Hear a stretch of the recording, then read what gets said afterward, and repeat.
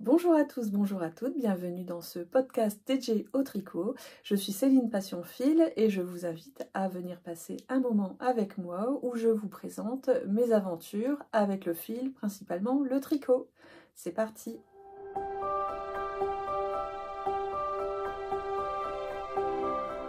Dans ce podcast, je vais vous présenter mes ouvrages en cours, en tricot, mes ouvrages terminés. Je vous parlerai aussi du petit point que j'ai fait en début d'année sur mon stock.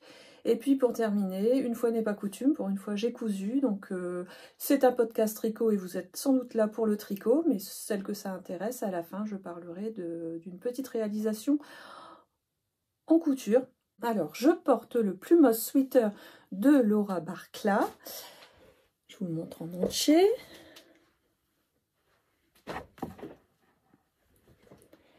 Qui est un modèle gratuit disponible sur Ravelry. Il est gratuit depuis 3 ans. Moi, ça fait donc 3 saisons que je le porte. J'en suis très contente. C'est un modèle mixte qui est disponible donc en version droite ou en version cintrée. Moi, j'ai fait la version cintrée qui ne se voit pas forcément. Voilà, et je l'ai tricoté en drops, en gris, gris clair et coloris pétrole. Donc ça se tricote du haut vers le bas, donc c'est un yoke. Voilà, donc le yoke, on s'arrête au niveau des manches, on tricote le corps et ensuite on revient prendre les manches. J'avais tricoté, je ne sais pas quelle taille, je ne l'ai pas noté là, mais si vous voulez aller voir sur mon Ravelry, tout est disponible. Et sur Ravelry, donc je suis sous le nom Céline Passion Fil aussi. Pour une fois, je vais commencer par les ouvrages en cours parce que mes ouvrages terminés, je vous les ai rapidement montrés dans le podcast de bilan. Et puis ce ne sont pas des gros ouvrages, donc je vous les présenterai après. Premier ouvrage en cours que je vous montre, eh bien je vais vous montrer un modèle de Steven West qui est la Jigsaw Puzzle Blanquette. Alors, elle est fort grande. Je vous mettrai après les photos là. Là, j'essaye de vous montrer un petit peu. À l'endroit, c'est mieux. Voilà. Ça, c'est le début, la partie début. Et puis, hop, hop, hop, hop, hop, hop, hop.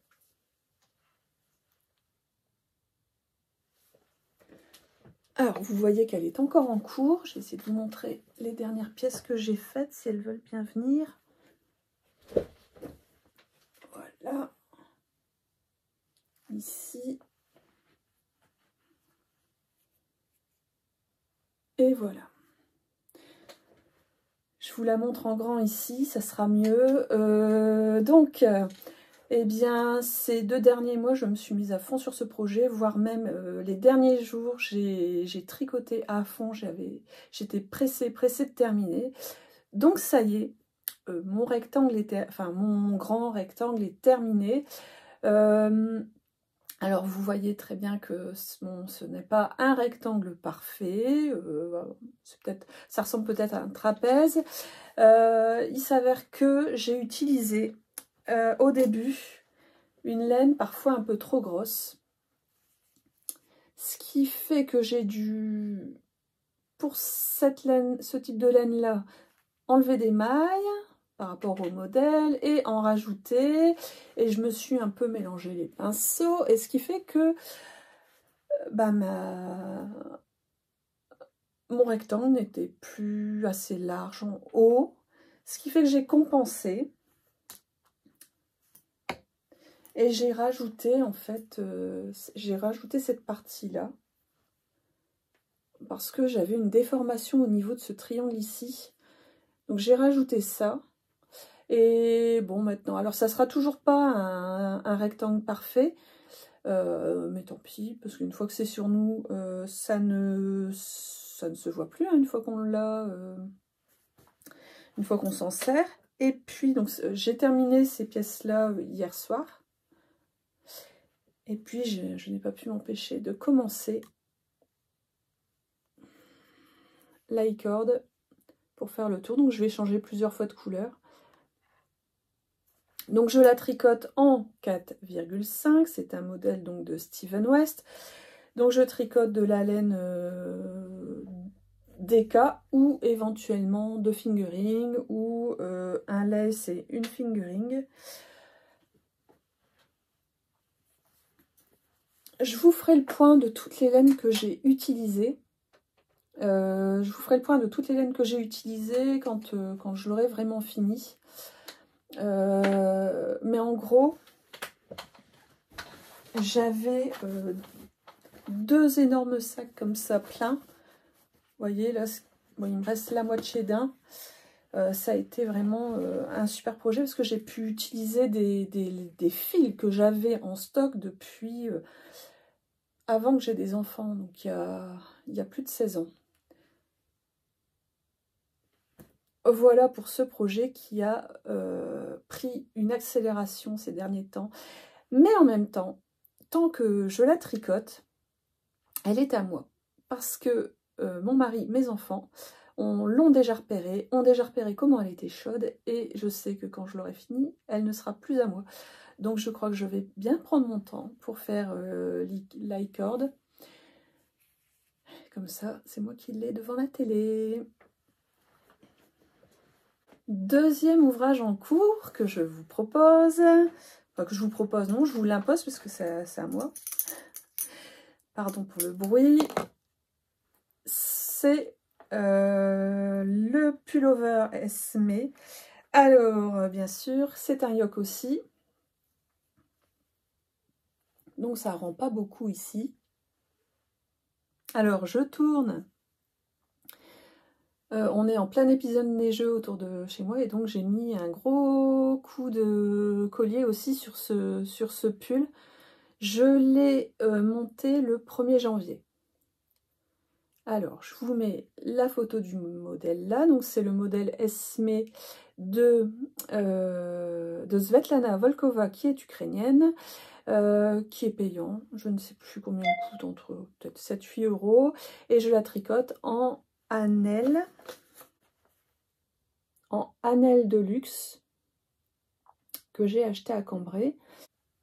J'ai une question pour vous en fait pour ce pull. Alors je vous ai mis la photo du modèle d'origine et je vous mets une photo. À un moment je l'ai essayé, donc on voit mieux ce que ça fait.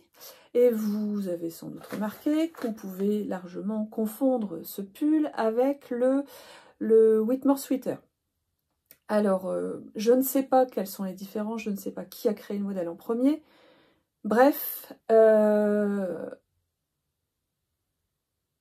les deux modèles se ressemblent énormément, à la différence que la dentelle sur le Esme Pullover est continuée jusqu'en bas des manches et jusqu'en bas du corps. Sur le Whitmore Sweater, la dentelle s'arrête une fois qu'on sépare les manches et le corps. Alors, ma question, avec la lumière, est-ce que ça va? Voilà. On voit même pas, en fait, il y a du lurex dans le fil. Ouh, la lumière est pas bonne.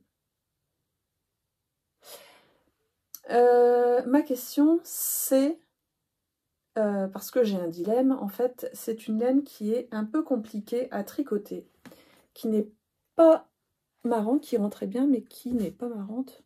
Peut-être éteindre ici. On voit mieux. Je sais pas si ça ira mieux.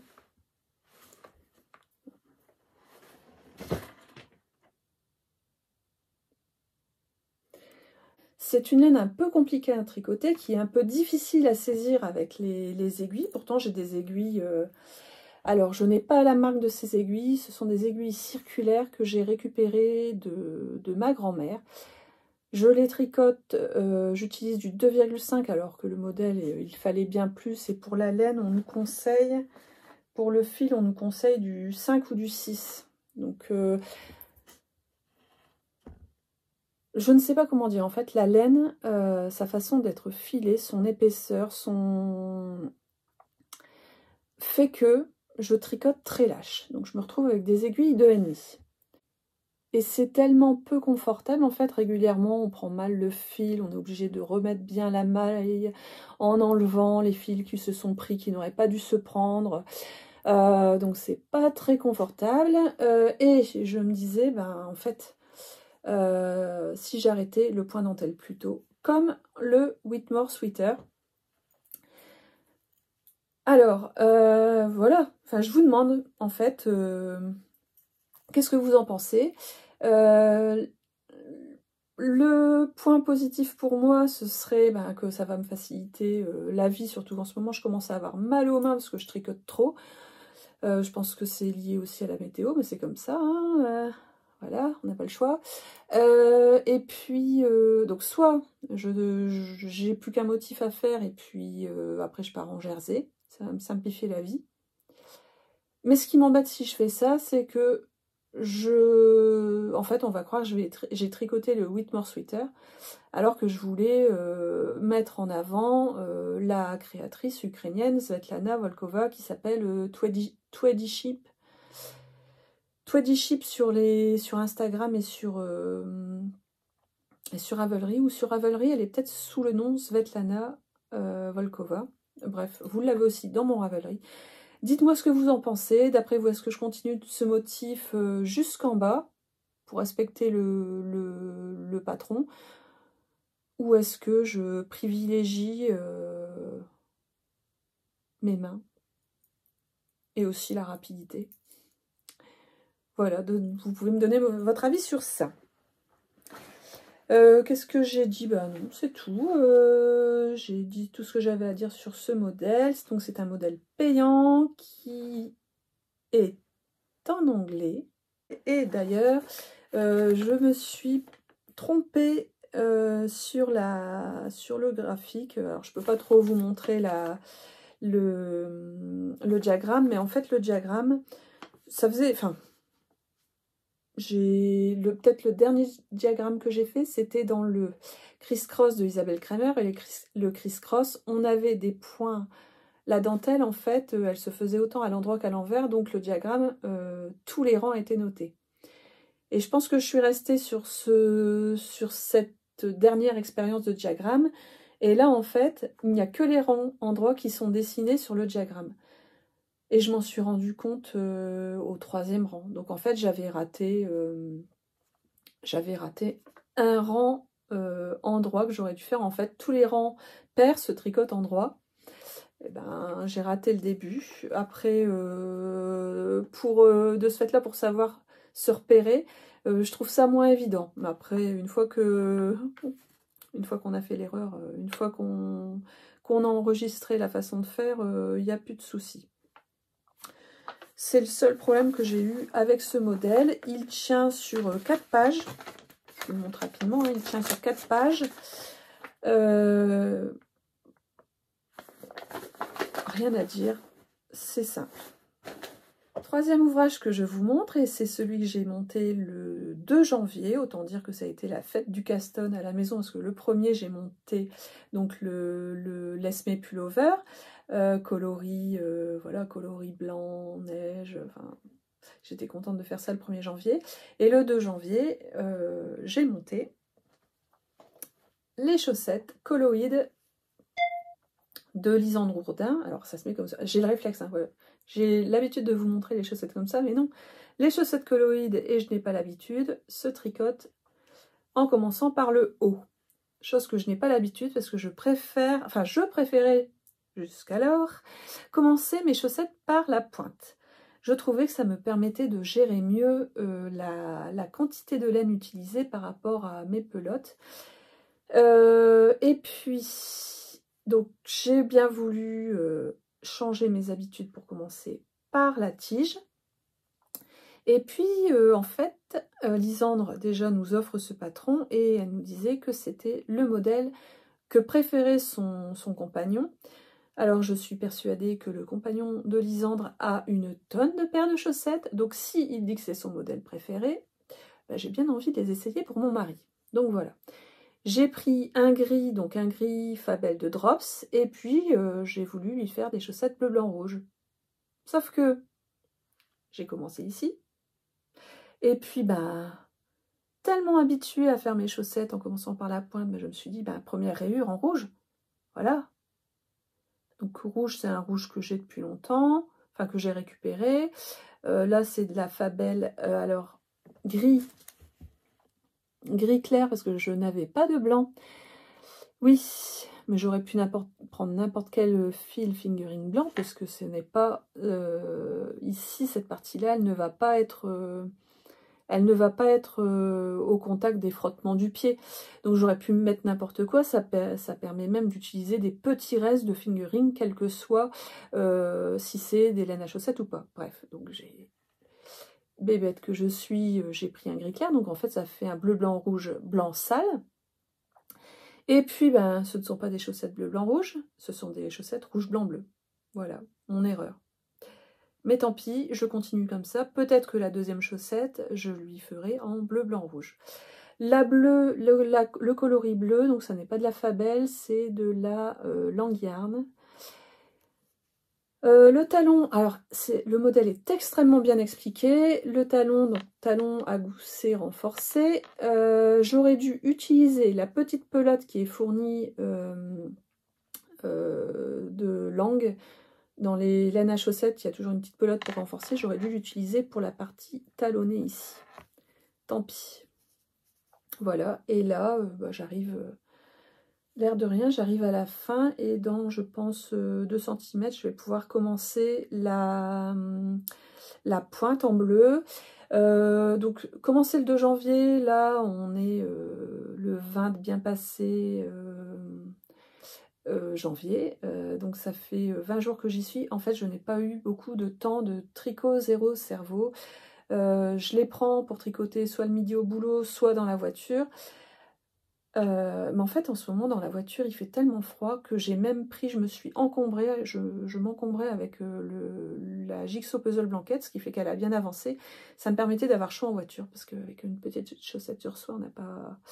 ça ne réchauffe pas, donc c'est pour ça, elles avancent très lentement, mais c'est pas grave. Super modèle. Ah oui, j'ai pas dit, donc je les tricote en de 25. Les deux, donc les mini circulaires de 25, je crois que c'est Knit Pro. De 5, j'ai dit de 5, de 25. Et c'est confortable parce qu'on a une aiguille plus grande que l'autre, ce qui fait que la main tient le travail plus confortablement. Dernier ouvrage que je vous montre, c'est le gilet Pumpkin Hall que j'ai commencé déjà depuis un bout de temps. Je pense que j'étais arrivée là il y a 2 podcasts parce que j'avais fait une petite pause et puis je l'ai repris. Donc là, c'est le dos. Alors, ça semble un peu étroit, mais en fait, on fait le dos, mais le centre du dos. On commence par ça. C'est assez long avec les torsades. Donc, c'est le gilet Pumpkin Hall de Isolda Tig que je tricote en fil d'Alsace et de Lorraine de fleur de laine. Et puis, alors, je l'ai boudé un petit peu parce que je vous avais expliqué que ça va être dans le dos. Ce beau travail va être dans le dos et que je ne vais pas en profiter quand je le porterai. Et puis, je pense que le soir, en ce moment, j'ai besoin de tricot zéro cerveau.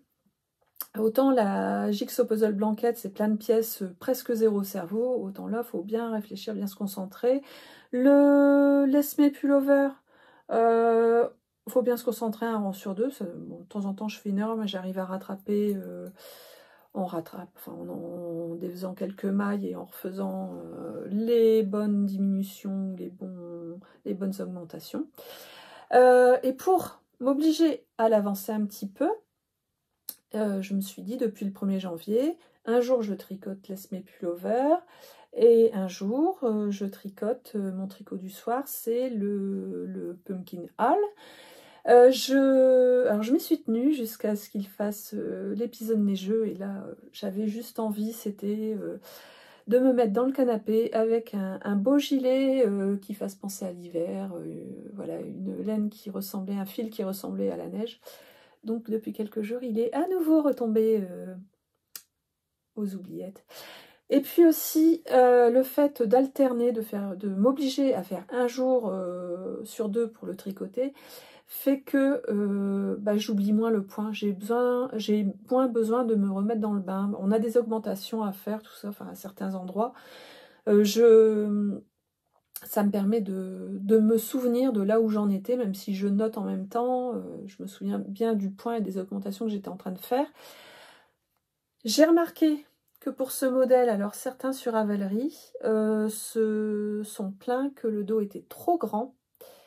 Et effectivement, j'ai mesuré par rapport à d'autres gilets, j'ai dû adapter aussi, ce qui fait que ça complexifie, comme on doit adapter le modèle. Et je traînais un petit peu à m'y mettre, mais voilà. Le travail reste néanmoins très joli, mais il avance doucement. Je passe aux ouvrages terminés, donc aux 2 ouvrages terminés. Le premier, je vous montre les gants Autumn Stripes de Drops que j'ai tricoté en fil à chaussettes, ça s'appelle de la Sock Twist. Et c'était son coloris Van Gogh Nuit étoilée. Donc voilà, donc je vous les ai présentés rapidement dans le podcast bilan. Et puis, depuis, je les ai portés. Donc je vais pouvoir faire un petit retour sur le porté de ces gants. J'allais dire de ces chaussettes, non, de ces gants. Alors, je voulais un modèle tout simple pour mettre en valeur les couleurs.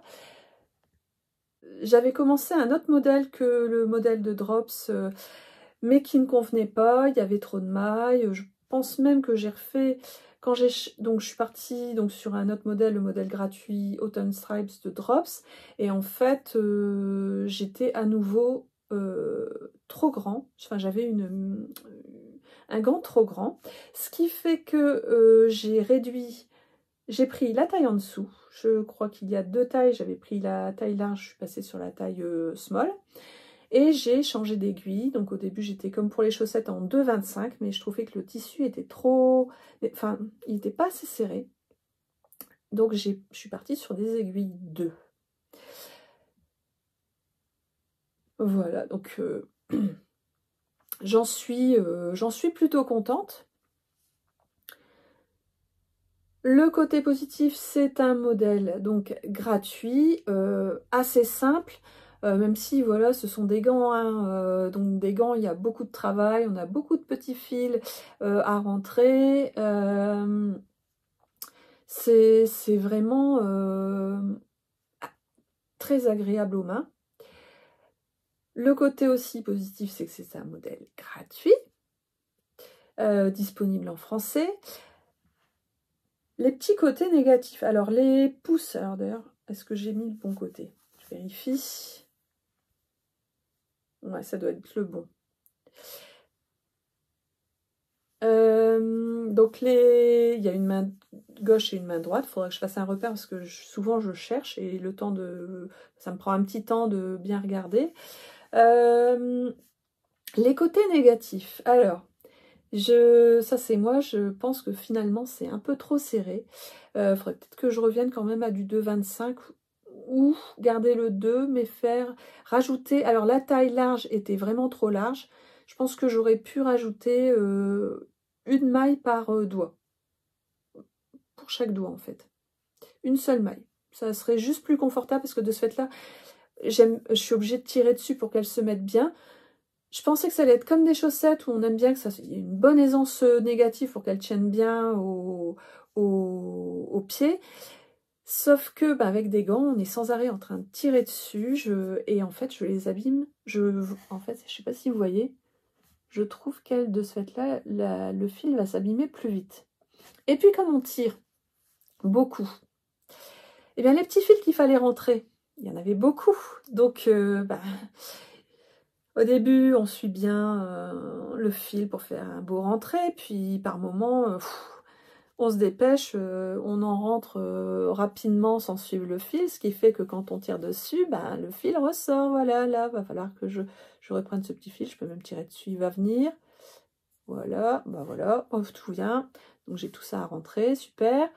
Donc voilà, donc il aurait fallu, pas que ce soit déjaugé, mais qu'en tout cas, il n'y ait pas cette aisance négative que je pensais nécessaire. Et puis, et là, ça vient du modèle, on est, mais ça c'est général chez Drops, on est un peu livré à nous-mêmes. Ils nous disent faire une augmentation, mais on est libre sur l'augmentation. Donc, si on a déjà tricoté des mitaines, des chaussettes, on sait qu'on peut mettre un sens dans notre augmentation. Mais quand on débute, on fait l'augmentation qu'on trouve. Ça fonctionne aussi, mais le rendu peut être un peu moins joli. Bon, c'est juste ça, le fait qu'on soit un peu livré à nous-mêmes, mais ça, c'est général sur drap. Vous voyez là, encore, j'ai rentré n'importe comment, j'ai fait ma paresseuse, mais il y avait beaucoup, beaucoup, beaucoup de fil à rentrer. Voilà pour ce modèle. Alors, je n'en ferai pas des dizaines, mais je pense qu'une par an, ça peut être très confortable, même en tricoté en soie.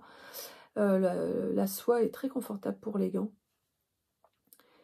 Voilà, donc, à refaire, hein, mais pas tout de suite. Dernier ouvrage que je vous montre, il est très connu. Ce sont les mitaines crème d'Atelier Émilie, qui elle, donc modèle gratuit, disponible en français. On a plusieurs tailles disponibles. On a plusieurs versions aussi disponibles, des versions de code disponibles. On a aussi plusieurs tailles possibles et je les ai tricotées en drop kit silk et alpaca silk de drops. J'ai utilisé 16 grammes de kit silk et 32 grammes d'alpaca. Modèle très bien, hein, vraiment. Émilie explique très bien ses modèles.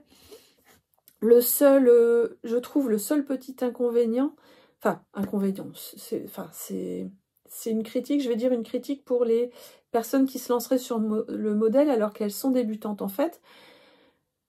Au niveau de l'échantillon, on est un peu perdu parce que si on a un échantillon comme ça, on peut partir sur un modèle, mais on peut quand même choisir l'autre si on fait un nombre de mailles différents. Et donc, la première mitaine que j'ai tricotée, j'ai eu beau comprendre ce qu'elle expliquait, je l'ai faite beaucoup trop grande. Donc je l'ai tricotée une autre fois. Donc j'ai donc changé de taille et j'ai changé d'aiguille aussi pour arriver à des aiguilles 2,5. Je voulais des mitaines noires pour pouvoir les mettre quand on joue à l'harmonie au 8 mai et 11 novembre et parfois au marché de Noël. Oui, on a beau être dans le Nord-Pas-de-Calais. Des fois, on nous fait jouer sur le marché de Noël dehors. Donc, il me fallait des mitaines qui suivaient avec le manteau, notre manteau d'harmonie, noir. Voilà. Donc, je peux même vous montrer, ça fonctionne.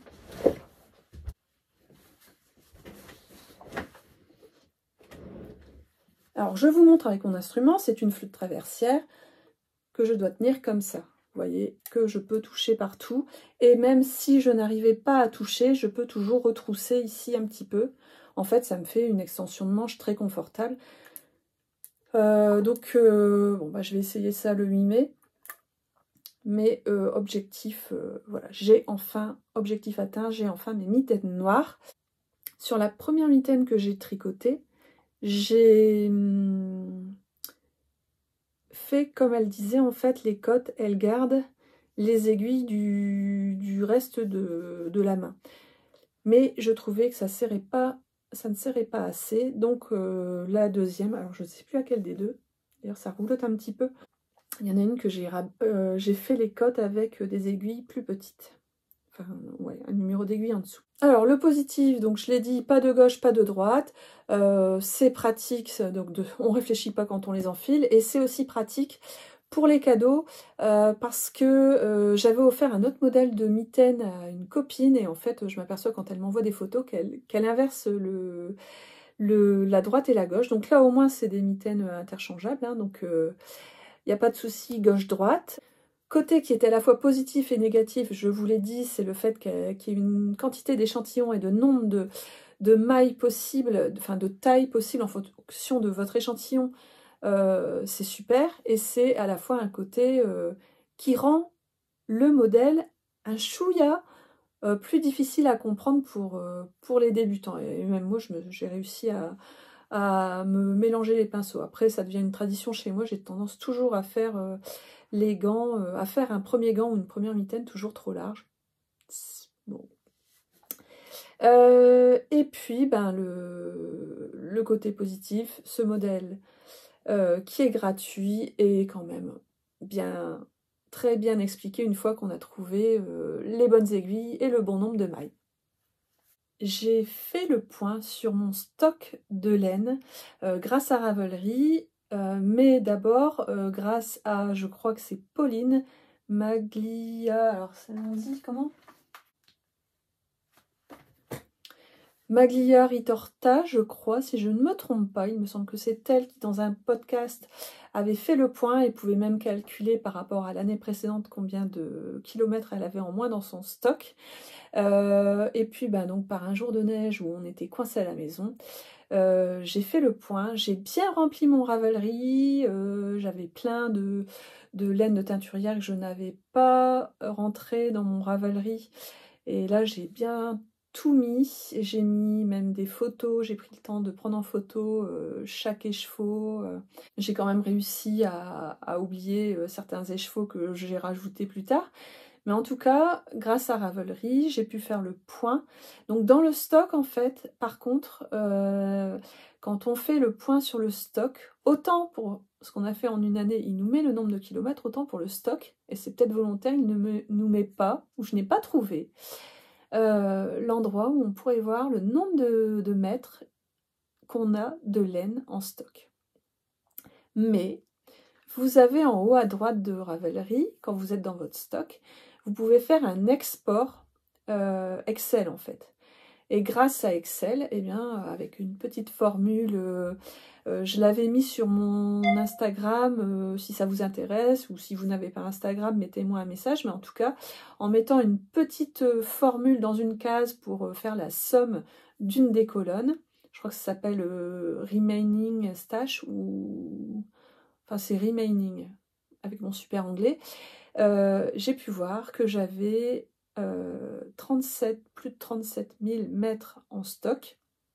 Bon, depuis j'en ai rajouté 1000 que j'ai retrouvés, hein, et je pense que j'en ai encore qui sont bien cachés dans certaines armoires. Et donc 37 000, donc 38 000 mètres de laine, soit 38 km. Je vous avais bien dit que j'avais réussi à tricoter 12 km en un an. Ça veut dire que potentiellement, en 3 ans, je pourrais avoir fini de tricoter mon stock. Bon, ça m'étonnerait que dans 3 ans, j'ai tricoté tout ce que j'ai en stock là. Mais il va falloir vraiment que cette année, je fasse des achats différents et que j'arrête d'acheter des écheveaux solitaires que j'achète pour le plaisir, juste parce que c'est beau. Et en fait, je peux pas faire un pull avec, je peux pas faire un gros projet, sauf s'il va y avoir une rayure. Je vais pouvoir utiliser un écheveau, mais ça va pas vider mon stock énormément. D'autant plus que je n'ai pas énormément de quantité pull dans ce stock. Une quantité pull, allez, c'est à peu près, pour moi, 1400 mètres, on va dire en moyenne, pour de la laine fingering. Bon, je crois que j'en ai que 2 possibles. Donc, vraiment, va falloir que je me raisonne et j'espère pouvoir vous faire ce bilan dans un an, pouvoir vous dire dans mon stock il y a, sachant que je ne m'interdis pas d'acheter de la laine cette année, mais en tout cas, le but c'est quand même que je tricote plus que ce que je ne fasse rentrer. Voilà, donc en tout cas, merci Pauline d'avoir fait ce bilan et qui m'a permis de me motiver moi-même à faire mon bilan de stock aussi. J'en ai fini avec le tricot. Je vais passer à la partie couture, mais je sais que ça va pas en intéresser certaines d'entre vous. Donc je vous remercie d'avoir regardé jusqu'ici. N'hésitez pas à me mettre un petit pouce parce que ça fait toujours plaisir. Un commentaire, alors là ça me fait encore plus plaisir. Et je vous souhaite de bons moments tricot. N'hésitez pas aussi à me dire ce que vous avez tricoté en regardant cette vidéo. Qu'est-ce que vous êtes en train de tricoter et quel fil. Et éventuellement, venir me voir sur Ravelry. Ça me permet de moi aussi aller voir ce que vous tricotez si vous le mettez sur Ravelry. Je passe à la partie couture. Donc je suis une couturière qui reste un peu dans une zone de confort et qui a tendance à tricoter, à coudre des choses qui restent finalement faciles. Même si je me suis déjà lancée dans des chemises, je peux en refaire, hein, mais je ne prends pas le temps en fait de faire des choses trop compliquées. Et le tricot en ce moment c'est tellement pratique, je peux l'emporter partout alors que j'ai pas trop le temps de me poser pour faire de la couture. Donc j'ai enfin cousu quelque chose que j'avais découpé, je pense, début décembre ou même fin novembre. Il s'agit d'un sweat. Un sweat avec, alors un sweat épais, hop, bien molletonné, j'avais besoin de sweat molletonné, avec un sweat que j'ai acheté, c'est du Poppy, je le vois là, c'est Poppy Fabrics et c'est le motif Flowers, que j'ai acheté dans ma mercerie locale, la mercerie Hollande. C'est le modèle, donc le Sweet Octobre de Charlotte Ozou, ma garde-robe à coudre pour toute l'année. Il a été réédité et il a changé de visuel. Je vous passe le sweat, ça sera plus simple. Donc le voilà. Vraiment très simple. J'ai utilisé pour les bandes d'encolure et de cotte le même tissu. C'est ce qui est super avec ce modèle, c'est que en fait on nous explique qu'on n'est pas obligé d'acheter un bord-cotte pour faire tout ce qui est bandes de finition, enfin c'est pas des bandes de finition, les bandes de bord-cotte et de colle. Et je suis très contente, il est bien chaud et il est comme un sweat neuf fait dans un beau tissu, il est boulot compatible.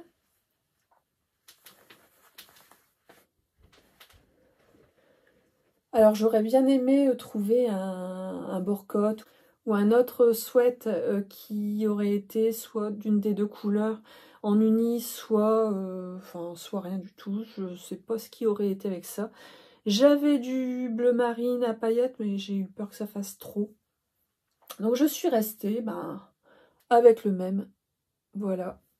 Modèle très facile, je regarde même plus. Là j'ai fait... Alors j'ai fait tout à la surjeteuse. À la surjeteuse, j'utilise quand même... il y a le fil d'extérieur que j'ai été acheté aussi à la mercerie Hollande pour que ça suive parfaitement. Et puis je termine à la machine à coudre ici pour faire cette bande qui place bien le col. Le tissu était peu élastique, donc j'ai un peu galéré pour poser le bord. Alors bon, pour les manches, pas de souci. Pour le bas, je l'ai un chouïa, je pense, coupé court. Il me sert un peu au niveau des hanches, tant pis. Et puis pour le col, eh bien, regardez, le col se place bien, il ne rebique pas, et là, je suis contente. Donc le col posé aussi à la surjeteuse et cette couture là que je fais à la machine à coudre, ma vieille machine à coudre Ikea qui galère. Donc j'ai acheté un pied d'entraînement pour tissu épais et ça va beaucoup mieux. Voilà, donc je ne passe même pas avec ma machine, je ne peux même pas passer. En fait, voilà. Ici, en fait, je commence ici et je m'arrête. Je ne vais pas au niveau des coutures.